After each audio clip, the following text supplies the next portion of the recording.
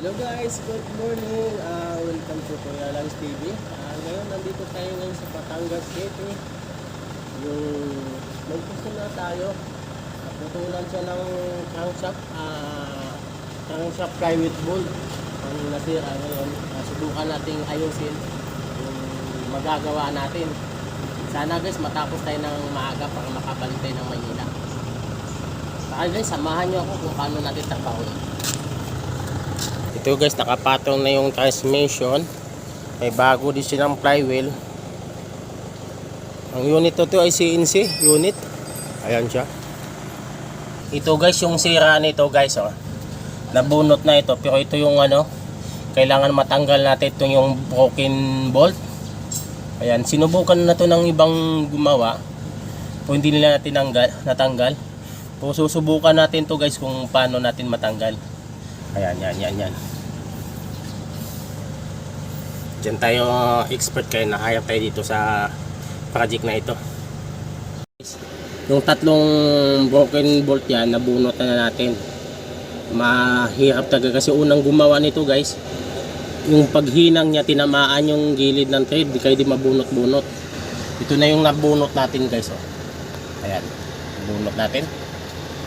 Ayan, inuupod muna natin yung dyan, yung pinagkaputulan. Inuubos muna natin yung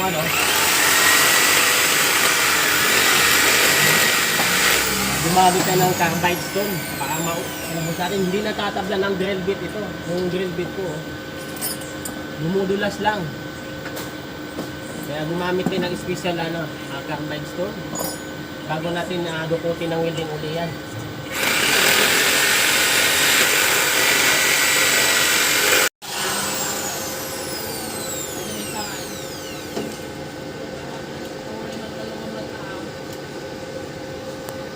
Baka maanga na yung manok ay.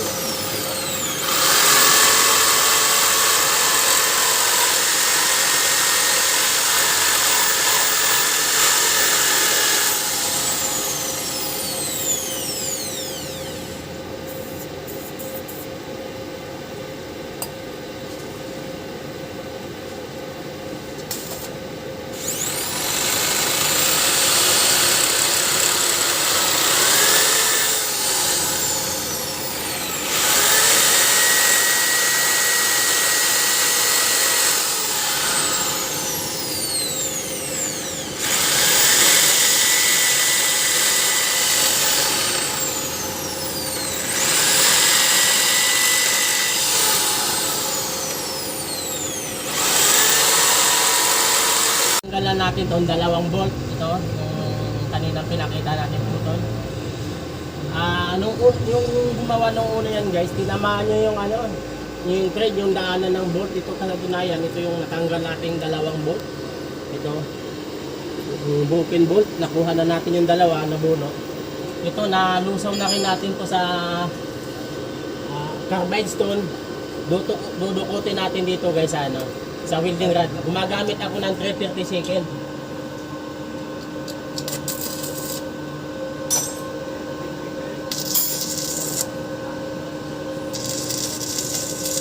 Ang mahalagang nito guys, importante nito pag gumagawa ka.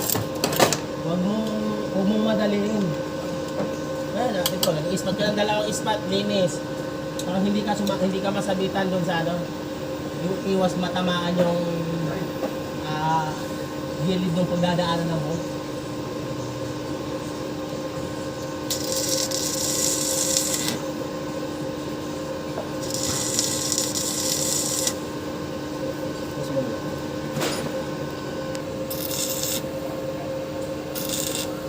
Ngayon guys, puno na yung natin. Ang technique natin dito, pag napuno na, kailangan tangtangin natin siya. Baka mayayanig yung bolt doon sa loob.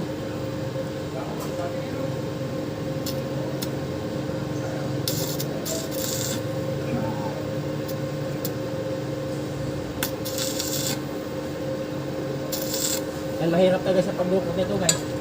Ah. Eh, kailangan malinis natin yan. Ah.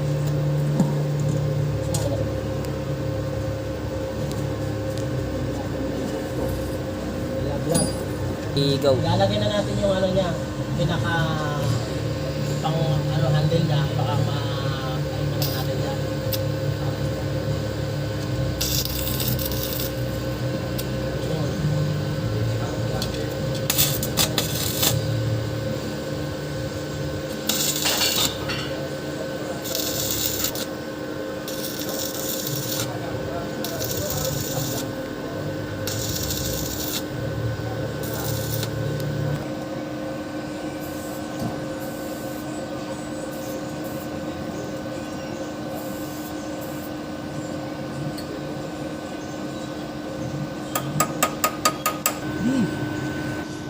Malapit na mabunot yan.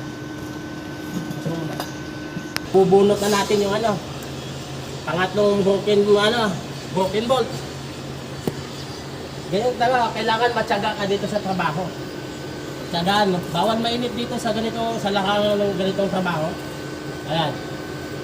Ganun lang kasi ano guys, simple. Ayan o. Tanggalan natin yung bolt. Ayan, ang pinakamaganda dyan, lilinisin natin yan.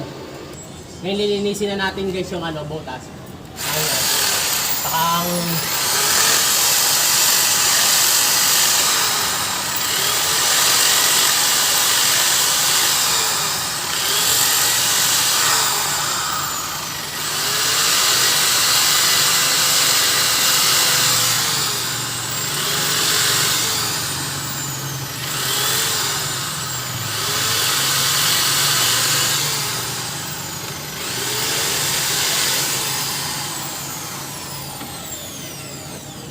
kailangan gumamit dito ng flat disc guys. Baka kumana natin. Malinis yung kausap.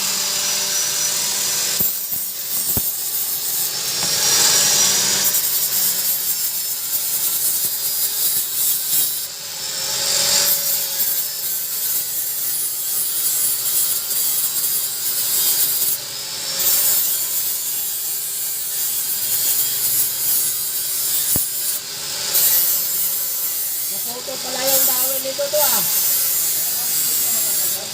Ha? Gusto natin ang gumamit ng spatting oil.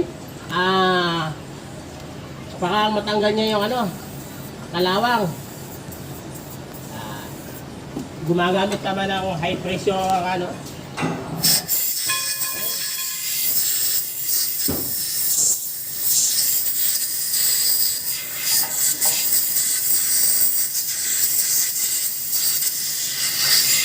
May basahan kayo? Diyan? Oh.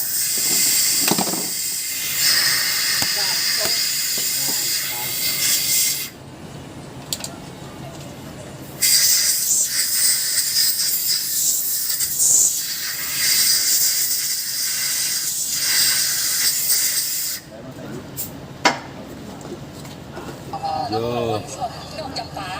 Finish. Ayan na guys, ito. Kakabitan natin yung pilot bolt.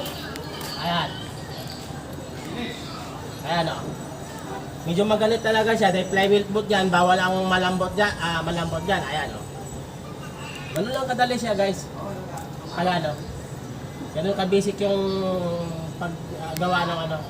Basta mahulong lang. Mahirap yung gumawa na hindi kabisado. Tagang masisira yung ano natin. Trabaho. Sana guys, suportahan nyo yung mga munting vlog ko. Please like, share, and subscribe. Pakipindot nyo na rin po ang all notification bell para didit kayo sa mga bago kong upload na video. Ingat po tayo palagi. Happy Sunday. Ingat, bye-bye. God bless you.